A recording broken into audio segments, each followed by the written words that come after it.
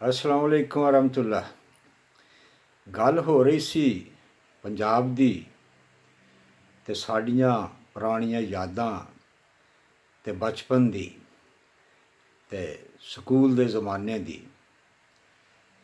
Primary दा school सी साडा जिहड़ा पिंड दे विच, उहदा मैं कुछ जिक्र जिहड़ा ओह कीता है। लेकिन उहदे हैड मास्टर साहब सी जिहड़े बड़े नायाब ते फरिश्ता खसलत ते आला किस्म दे इंसान सी। ਜਦੋਂ ਸਰਦੀਆਂ ਦਾ ਮੌਸਮ ਸ਼ੁਰੂ ਹੋਣਾ ਤੇ ਮਾਸਟਰ ਸਾਹਿਬ ਨੇ ਉਸ ਜ਼ਮਾਨੇ ਦੇ ਹਿਸਾਬ ਦੇ ਨਾਲ ਜਦੋਂ 64 ਪੈਸੇ ਦਾ ਰੁਪਈਆ ਹੁੰਦਾ ਸੀ, 6-6 ਆਨੇ ਯਾਨੀ ਤਕਰੀਬਨ 40 ਪੈਸੇ ਫੀ ਕਸ ਦੇ ਹਿਸਾਬ ਦੇ ਨਾਲ ਮੁੰਡਿਆਂ ਦੇ ਕੋਲੋਂ ਇਕੱਠੇ ਕਰਨੇ, ਚੌਥੀ ਤੇ ਪੰਜਵੀਂ ਜਮਾਤ ਦੇ ਕੋਲੋਂ। ਤੇ ਉਹਨਾਂ ਦੀ ਕੱਚੀ ਬੈਠਕ ਸੀ ਜਿਹਨੂੰ ਡਿਉੜੀ ਵੀ ਕਹਿੰਦੇ ਨੇ। ਉਹਦੇ ਵਿੱਚ ਮੁੰਡਿਆਂ ਦੇ ਪੜ੍ਹਨ ਦਾ ਬੰਦੋਬਸਤ ਕਰਨਾ। ਉਹ 6-6 ਆਨੇ ਜਿਹੜੇ ਉਹ ਲੈਂਦੇ ਸੀ, ਉਹਦੇ ਨਾਲ ਇੱਕ ਟੀਨ ਜਿਹੜਾ ਸੀ ਮਿੱਟੀ ਦੇ ਤੇਲ ਦਾ ਖਰੀਦਦੇ ਸੀ ਤੇ ਉਹਦੇ ਤੋਂ ਇਲਾਵਾ ਲੈਲਟੈਨ ਦਾ ਇੱਕ ਸ਼ੀਸ਼ਾ ਜਿਹੜਾ ਹੈ ਉਹ ਖਰੀਦ ਲੈਂਦੇ ਸੀ ਤੇ ਕੁਝ ਪੈਸੇ ਉਹ ਰੱਖ ਛੱਡਦੇ ਸੀ ਕਿ ਐਮਰਜੈਂਸੀ ਦੇ ਵਿੱਚ ਅਗਰ ਕੱਲ੍ਹ ਨੂੰ ਤੇਲ ਮੁੱਕ ਗਿਆ ਤੇ ਨਵਾਂ ਤੇਲ ਲੈ ਆਵਾਂਗੇ, ਤੇ ਜੇ ਸ਼ੀਸ਼ਾ ਟੁੱਟ ਗਿਆ ਤੇ ਨਵਾਂ ਸ਼ੀਸ਼ਾ ਲੈ ਆਵਾਂਗੇ। ਤੇ ਸ਼ੀਸ਼ਾ ਉੱਥੋਂ 3-4 ਕਿਲੋਮੀਟਰ ਦੇ ਫਾਸਲੇ 'ਤੇ ਤੇਲ ਤੇ ਸ਼ੀਸ਼ਾ ਜਿਹੜਾ ਇੱਕ ਕਸਬਾ ਸੀ, ਉੱਥੋਂ ਇਹ ਚੀਜ਼ਾਂ ਜਿਹੜੀਆਂ ਸੀ ਆਸਾਨੀ ਦੇ ਨਾਲ ਮਿਲ ਜਾਂਦੀਆਂ ਸੀ। ਅਤੇ ਜਦੋਂ ਸਰਦੀਆਂ ਸ਼ੁਰੂ ਹੋਣੀਆਂ ਤੇ ਮਾਸਟਰ ਸਾਹਿਬ ਨੇ ਸ਼ਾਮ ਨੂੰ ਮੁੰਡਿਆਂ ਨੂੰ ਸੱਦ ਲੈਣਾ ਤੇ ਸ਼ਾਮ ਦੇ 6 ਵਜੇ ਤੋਂ ਲੱਗ ਕੇ ਰਾਤ ਦੇ 10 ਵਜੇ ਤੱਕ ਉਹ ਮਾਸਟਰ ਸਾਹਿਬ ਦੀ ਬੈਠਕ ਦੇ ਵਿੱਚ ਸਕੂਲ ਲੱਗ ਜਾਣਾ ਸਾਡਾ।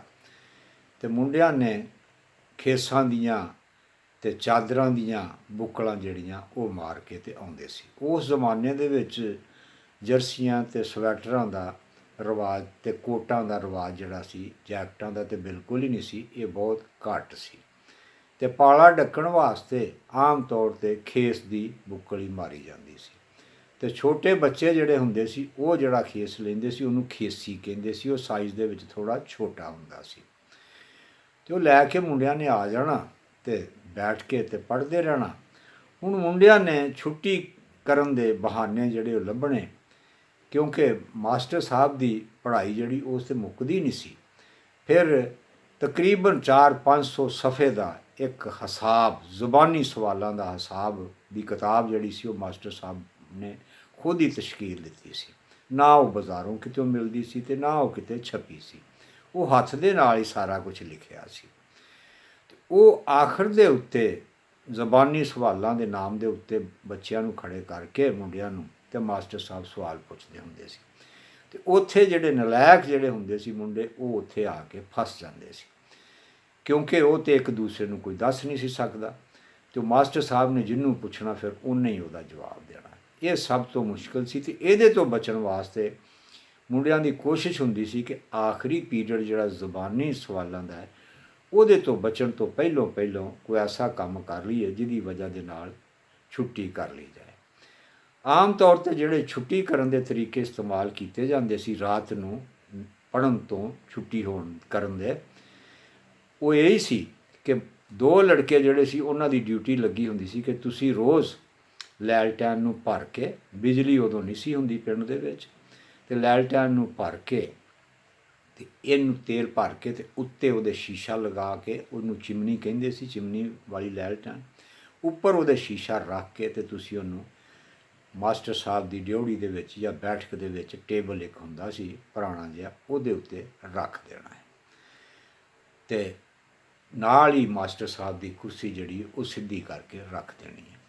ਤੇ ਮੁੰਡੇ ਉਹ ਲੈਲਟੈਨ ਜਗਾ ਕੇ ਰੱਖ ਦਿੰਦੇ ਸੀ ਤੇ ਮਾਸਟਰ ਦੇ ਸਾਹਿਬ ਦੇ ਘਰ ਦੇ ਨਾਲ ਹੀ, ਚੂੰਕਿ ਉਹ ਵਿਹੜੇ ਦਾ ਇੱਕ ਹਿੱਸਾ ਸੀ ਬੈਠਕ ਜਿਹੜੀ ਹੁੰਦੀ ਸੀ, ਤੇ ਮਾਸਟਰ ਸਾਹਿਬ ਨੇ ਆ ਕੇ ਕੁਰਸੀ 'ਤੇ ਬੈਠ ਜਾਣਾ ਖੇਸ ਦੀ ਬੁੱਕਲ ਮਾਰ ਕੇ ਤੇ ਉਹਨਾਂ ਨੇ ਮੁੰਡਿਆਂ ਨੂੰ ਪੜ੍ਹਾਉਣਾ ਸ਼ੁਰੂ ਕਰ ਦੇਣਾ।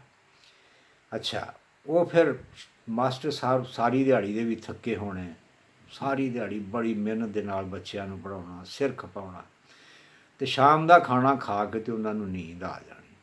ਤੇ ਜਦੋਂ ਨੀਂਦ ਆ ਜਾਣੀ ਤੇ ਮੇਜ਼ ਦੇ ਉੱਤੇ ਉਹ ਟਾਈਮ ਪੀਸ ਜਿਹੜਾ ਸੀ ਉਹ ਰੱਖਿਆ ਹੁੰਦਾ ਸੀ ਮੁੰਡਿਆਂ ਨੇ ਬੜੀ ਚਲਾਕੀ ਦੇ ਨਾਲ ਇਸ ਤਰ੍ਹਾਂ ਖੇਸ ਦਾ ਪੱਲਾ ਜਿਹੜਾ ਹੈ ਉਹ ਉਹਦੇ ਉੱਤੇ ਆਪਣਾ ਟਾਈਮ ਪੀਸ ਦੇ ਉੱਤੇ ਦੇ ਕੇ ਅਤੇ ਥੱਲਿਓਂ ਦੀ ਘੰਟਾ ਡੇਢ ਘੜੀ ਅੱਗੇ ਟਾਈਮ ਪੀਸ ਅੱਗੇ ਕਰ ਦੇਣੀ, ਘੜੀ ਟਾਈਮ ਜਿਹੜਾ ਉਹ ਅੱਗੇ ਕਰ ਦੇਣਾ। ਅਤੇ ਮਾਸਟਰ ਸਾਹਿਬ ਦੀ ਅੱਖ ਖੁੱਲ੍ਹਣੀ ਅਤੇ ਉਹਨਾਂ ਨੂੰ ਕਹਿਣਾ, ਮਾਸਟਰ ਜੀ ਅਤੇ ਅੱਧੀ ਰਾਤ ਹੋ ਗਈ ਹੈ ਅਤੇ ਸਾਨੂੰ ਹੁਣ ਛੁੱਟੀ ਦੇ ਦਿਓ। ਇੱਕ ਤਾਂ ਤਰੀਕਾ ਇਹ ਸੀ, ਅਤੇ ਦੂਸਰਾ ਤਰੀਕਾ ਇਹ ਸੀ ਕਿ ਮਾਸਟਰ ਸਾਹਿਬ ਨੇ ਜੇ ਆਪਣਾ ਇਹ ਤਰੀਕਾ ਨਾ ਕਾਮਯਾਬ ਹੋਣਾ ਅਤੇ ਫਿਰ ਮੁੰਡਿਆਂ ਨੇ ਥੁੱਕ ਲਾ ਕੇ ਹੱਥ ਨੂੰ ਅਤੇ ਉਹਨੂੰ ਜਦੋਂ ਸ਼ੀਸ਼ਾ ਚੰਗੀ ਤਰ੍ਹਾਂ ਗਰਮ ਹੋ ਜਾਣਾ ਅਤੇ ਉਹਦੇ ਉੱਤੇ ਇਸ ਤਰ੍ਹਾਂ ਕਰਕੇ ਥੁੱਕ ਦਾ ਛਿੱਟਾ ਮਾਰਨਾ ਅਤੇ ਉਹ ਸ਼ੀਸ਼ਾ ਤੜਕ ਕਰਕੇ ਟੁੱਟ ਜਾਣਾ।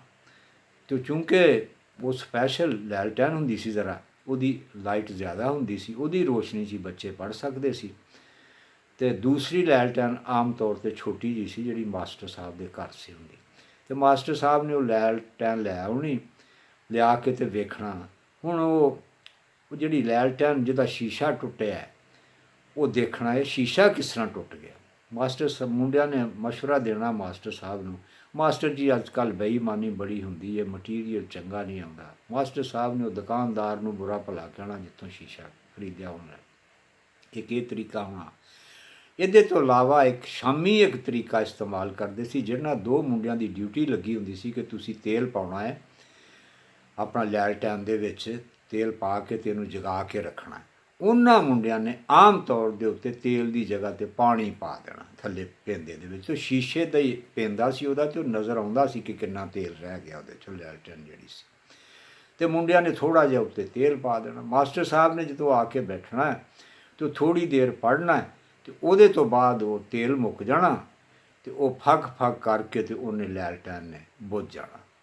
ਮਾਸਟਰ ਸਾਹਿਬ ਨੇ ਫਿਰ ਦੂਸਰੀ ਲੈਲਟੈਨ ਲੈ ਕੇ ਆਉਣਾ ਅਤੇ ਫਿਰ ਉਹਨਾਂ ਨੇ ਦੇਖਣਾ ਅਤੇ ਉਹਨਾਂ ਨੇ ਕਹਿਣਾ, ਕਮਾਲ ਹੈ, ਤੇਲ ਵੀ ਹੈ, ਜਗਦੀ ਕਿਉਂ ਨਹੀਂ ਲੈਲਟੈਨ। ਮੁੰਡਿਆਂ ਨੇ ਕਹਿਣਾ, ਮਾਸਟਰ ਜੀ ਅੱਜ ਕੱਲ੍ਹ ਤੇਲ ਵਾਲੀਆਂ ਕੰਪਨੀਆਂ ਬੇਈਮਾਨੀਆਂ ਕਰਦੀਆਂ ਨੇ ਅਤੇ ਤੇਲ 'ਚ ਪਾਣੀ ਰਲਾ ਦਿੰਦੀਆਂ ਨੇ। ਅਤੇ ਸਿੱਧੇ ਸਾਦੇ ਅਤੇ ਅੱਲਾਹ ਤਾਲਾ ਦੇ ਪਿਆਰੇ ਅਤੇ ਸਾਦਾ ਲੋਕ ਬੰਦੇ ਸੀ, ਉਹਨਾਂ ਨੇ ਮੁੰਡਿਆਂ ਦੀ ਗੱਲ 'ਤੇ ਇਤਬਾਰ ਕਰ ਲੈਣਾ ਅਤੇ ਫਿਰ ਤੇਲ ਵਾਲਿਆਂ ਨੂੰ ਅਤੇ ਤੇਲ ਦੀਆਂ ਕੰਪਨੀਆਂ ਨੂੰ ਬੁਰਾ ਭਲਾ ਕਹਿਣ ਲੱਗ ਪੈਣਾ। ਉਹਦੇ ਤੋਂ ਇਲਾਵਾ ਇੱਕ ਤਰੀਕਾ ਹੋਰ ਹੁੰਦਾ ਸੀ, ਸ਼ਬਰਾਤ ਦੇ ਜਦੋਂ ਦਿਨ ਆਉਣੇ ਅਤੇ ਮੁੰਡਿਆਂ ਨੇ ਆਪਣਾ ਛੁੱਟੀ ਕਰਨ ਵਾਸਤੇ ਕਦੀ ਕੋਈ ਛੁਰਲੀ ਸੁੱਟ ਦੇਣੀ, ਕਦੀ ਕੋਈ ਕੁਛ ਕਰ ਦੇਣਾ, ਇਸ ਤਰ੍ਹਾਂ ਦੇ ਕੰਮ ਕਰਨੇ। ਅਤੇ ਨਾ ਉੱਥੇ ਇੱਕ ਮੁੰਡਾ ਸੀ ਜਿਹੜਾ ਸਕੂਲ ਛੱਡ ਗਿਆ ਸੀ ਅਤੇ ਮਾਸਟਰ ਸਾਹਿਬ ਨੂੰ ਉਹਦੇ 'ਤੇ ਬੜੀ ਗਰਮੀ ਸੀ, ਉਹਨੂੰ ਚੁੱਕ ਕੇ ਸੁੱਤੇ ਪਏ ਨੂੰ ਚੁੱਕ ਕੇ ਅਤੇ ਲੈ ਆਉਣਾ, ਕਹਿਣਾ ਜੀ ਇਹ ਛੁਰਲੀ ਸੁੱਟ ਕੇ ਗਿਆ। ਮਾਸਟਰ ਸਾਹਿਬ ਨੇ ਉਹਨੂੰ ਕੁੱਟਣ ਡੈ ਪੈਣਾ। ਅਤੇ ਇੰਝ ਇਸ ਤਰ੍ਹਾਂ ਦੀਆਂ ਸ਼ਰਾਰਤਾਂ ਅਤੇ ਇਸ ਤਰ੍ਹਾਂ ਦੇ ਸਾਡੇ ਉਹ ਮਿਹਰਬਾਨ ਅਤੇ ਆਲਾ ਕਿਸਮ ਦੇ ਉਸਤਾਦ ਹੁੰਦੇ ਸੀ ਜਿਹੜੇ ਸਾਨੂੰ ਪੜ੍ਹਾਉਂਦੇ ਸੀ, ਅਤੇ ਉਹਨਾਂ ਦਾ ਪੜ੍ਹਿਆ ਜਿਹੜਾ ਉਹ ਬੜਾ ਹੀ ਕੰਮ ਆਇਆ। ਏਡੇ ਹੀ ਚੰਗੇ ਸੀ। ਸਕੂਲ ਵਾਲੇ ਦਿਨ ਉਹਨਾਂ ਨੇ 12 ਵਜੇ ਤੱਕ, ਐਤਵਾਰ ਵਾਲੇ ਦਿਨ 12 ਵਜੇ ਤੱਕ ਉਹਨਾਂ ਨੇ ਸਕੂਲ ਬਾਜ਼ਾਰ ਦੇ ਵਿੱਚ ਲਾ ਲੈਣਾ। ਯਾਨੀ ਈਦ ਵਾਲੇ ਦਿਨ ਤਾਂ ਛੁੱਟੀ ਹੁੰਦੀ ਸੀ। ਇਹਦੇ ਤੋਂ ਇਲਾਵਾ ਕੋਈ ਜਿਹੜੀਆਂ 1.5-2 ਮਹੀਨੇ ਦੀਆਂ ਛੁੱਟੀਆਂ ਪਾਕਿਸਤਾਨ ਦੇ ਵਿੱਚ ਹੁੰਦੀਆਂ ਸੀ, ਉਹਨਾਂ ਛੁੱਟੀਆਂ 'ਚ ਵੀ ਮਾਸਟਰ ਸਾਹਿਬ ਦੇ ਘਰ ਦੇ ਅੱਗੇ ਸਾਡਾ 12 ਵਜੇ ਤੱਕ ਸਕੂਲ ਲੱਗਦਾ ਸੀ। ਅਤੇ ਇਸ ਤਰੀਕੇ ਨਾਲ ਸੀ ਜਦੋਂ, ਅਤੇ ਉਹਨੂੰ ਕਹਿੰਦੇ ਸੀ ਇਲਮ ਹਾਸਲ ਕਰਨਾ, ਅਤੇ ਇਲਮ ਜਿਹੜਾ ਹੈ ਨਾ ਬੱਚਿਆਂ ਨੂੰ ਅੱਗੇ ਵਰਤਾਉਣਾ ਅਤੇ ਉਹਨਾਂ ਦੇ ਉੱਤੇ ਮਿਹਨਤ ਕਰਨੀ। ਪਿਆਰੇ ਲੋਕ, ਮੁਹੱਬਤਾਂ ਕਰਨ ਵਾਲੇ। ਅਤੇ ਅੱਜ ਦੇ ਜ਼ਮਾਨੇ ਦੇ ਵਿੱਚ ਜਦੋਂ ਕਿ ਇਲਮ ਤਾਂ ਆਮ ਹੋ ਗਿਆ, ਮਾਫ਼ ਕਰਨਾ, ਅਤੇ ਜਿਹੜੀਆਂ ਇਨਸਾਨੀ ਕਦਰਾਂ ਨੇ ਉਹ ਦਮ ਤੋੜ ਗਈਆਂ ਨੇ ਅਤੇ ਬੜੀ ਤਕਲੀਫ ਹੁੰਦੀ ਹੈ। ਅਤੇ ਕੁਛ ਇਸ ਤਰ੍ਹਾਂ ਦਾ ਸਿਲਸਿਲਾ ਜਿਹੜਾ ਹੈ ਉਹ ਸਾਹਮਣੇ ਆਉਂਦਾ ਹੈ ਅੱਜ ਦੇ ਦੌਰ ਦਾ ਜਿਹੜਾ ਹੈ। ਇਲਮ ਦੇ ਘੋੜੇ 'ਤੇ ਬਹਿ ਕੇ ਤਾਰੇ ਫੜਨਾ ਆ ਗਿਆ, ਇਲਮ ਦੇ ਘੋੜੇ 'ਤੇ ਬਹਿ ਕੇ ਤਾਰੇ ਫੜਨਾ ਆ ਗਿਆ, ਆਦਮੀ ਨੂੰ ਆਦਮੀ 'ਤੇ ਜ਼ੁਲਮ ਕਰਨਾ ਆ ਗਿਆ। ਜੰਗਲਾਂ ਗਾਰਾਂ 'ਚ ਲੋਕੀ ਅੱਜ ਵੀ ਰਹਿੰਦੇ ਪਿਆਰ ਨਾਲ, ਸ਼ਹਿਰੀਆਂ ਨੂੰ ਜ਼ੁਲਮ ਸਹਿ ਕੇ ਰੋਜ਼ ਮਰਨਾ ਆ ਗਿਆ। ਚੀਤਿਆਂ ਸ਼ੇਰਾਂ ਦਾ ਸਾਥੀ ਬਣ ਕੇ ਜਿਹੜਾ ਖੇਡਿਆ, ਬੈਠ ਕੇ ਟੀਵੀ ਦੇ ਅੱਗੇ ਉਹਨੂੰ ਮਰਨਾ ਆ ਗਿਆ। ਆਬਸ਼ਾਰਾਂ ਤੇ ਬਹਾਰਾਂ ਜ਼ਿੰਦਗੀ ਦਾ ਰੂਪ ਸਣ, ਕੋਠੀਆਂ ਕਾਰਾਂ 'ਚ ਬਹਿ ਕੇ ਲਹੂ ਸੁਕਾਉਣਾ ਆ ਗਿਆ। ਸੱਚ ਦਾ ਗਹਿਣਾ ਪਾ ਕੇ ਸਦੀਆਂ ਨੂੰ ਸਜਾਉਂਦੇ ਲੋਕ ਰਹੇ, ਸੱਚ ਦਾ ਗਹਿਣਾ ਪਾ ਕੇ ਸਦੀਆਂ ਨੂੰ ਸਜਾਉਂਦੇ ਲੋਕ ਰਹੇ। ਹਾਕਮਾਂ ਨੂੰ ਅੱਜ ਦਾ ਹਰ ਪਲ ਝੂਠ ਕਰਨਾ ਆ ਗਿਆ। ਸੱਚ ਦਾ ਗਹਿਣਾ ਪਾ ਕੇ ਸਜਦੀਆਂ ਨੂੰ ਸਜਾਉਂਦੇ ਲੋਕ ਰਹੇ। ਹਾਕਮਾਂ ਨੂੰ ਅੱਜ ਦਾ ਹਰ ਸੱਚ ਝੂਠ ਕਰਨਾ ਆ ਗਿਆ। ਤੇ ਸੋਹਣੇ ਰੱਬ ਦੀ ਧਰਤੀ ਤੇ ਜਿਹੜਾ ਸੀ ਭਰਦਾ ਚੁੰਗੀਆਂ। ਸੋਹਣੇ ਰੱਬ ਦੀ ਧਰਤੀ ਤੇ ਜਿਹੜਾ ਸੀ ਭਰਦਾ ਚੁੰਗੀਆਂ, ਉਹਨੂੰ ਭਰ ਕੇ ਫੀਸ ਅੱਜ ਵੀਜ਼ਾ ਲਵਾਉਣਾ ਆ ਗਿਆ। ਸਾਹਿਲਾਂ ਤੇ ਰੇਤ ਦੇ ਘਰ ਨਾਲ ਜਿਹੜਾ ਖੇਡਿਆ, ਵਸਦੇ ਰਸਦੇ ਸ਼ਹਿਰਾਂ ਨੂੰ ਅੱਜ ਉਹਨੂੰ ਢਾਣਾ ਆ ਗਿਆ।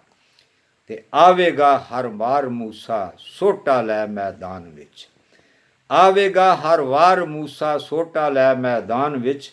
ਸਾਹਿਰਾਂ ਨੂੰ ਰੱਸੀ ਦਾ ਜਦ ਸੱਪ ਬਣਾਉਣਾ ਆ ਗਿਆ। ਤੇ ਖਾਲੀ ਘੜਿਆਂ ਨੂੰ ਤੇ ਭਰਨਾ ਹਰ ਕੋਈ ਸੀ ਜਾਣਦਾ। ਤੋੜ ਕੇ ਲੋਕਾਂ ਦੇ ਸਾਰੇ ਆਪਣਾ ਭਰਨਾ ਆ ਗਿਆ। ਕਾਬਲੇ ਇੱਜ਼ਤ ਜ਼ਮਾਨੇ ਤੋਂ ਸੀ ਮੁੱਲਾ ਪਾਦਰੀ। ਕਾਬਲੇ ਇੱਜ਼ਤ ਜ਼ਮਾਨੇ ਤੋਂ ਸੀ ਮੁੱਲਾ ਪਾਦਰੀ। ਵੇਖ ਕੇ ਡਾਲਰ ਨੂੰ ਇਹਨੂੰ ਝੂਠ ਕਰਨਾ ਆ ਗਿਆ। ਤੇ ਮੁਨਸਫਾਂ ਦੀ ਸ਼ਾਹੀ ਹੇਠਾਂ ਲੋਕ ਮੌਜਾਂ ਮਾਣ ਗਏ। ਅੱਜ ਦੇ ਸ਼ਾਹ ਨੂੰ ਬੇਕਸਾਂ ਤੇ ਜ਼ੁਲਮ ਕਰਨਾ ਆ ਗਿਆ। ਤੇ ਗੈਰਤਾਂ ਤੇ ਅਣਖਾਂ ਵਾਲੇ ਸੋਹਣੇ ਜਿਹੇ ਮਾਂ ਬਾਪ ਨੂੰ। ਇਹ ਤਬਦੀਲੀ ਹੈ।